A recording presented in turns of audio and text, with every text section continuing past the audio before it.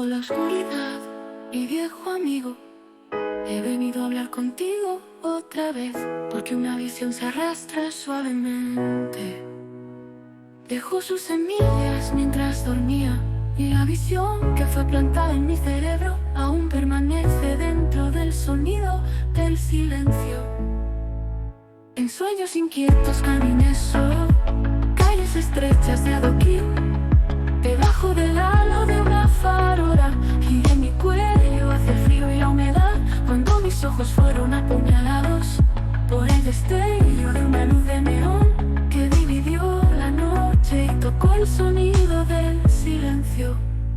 Y en la luz desnuda vi 10.000 personas, tal vez más, gente hablando sin hablar, la gente oye sin escuchar, gente escribiendo canciones que las voces nunca comparten, y nadie se atreve a perturbar el sonido del silencio.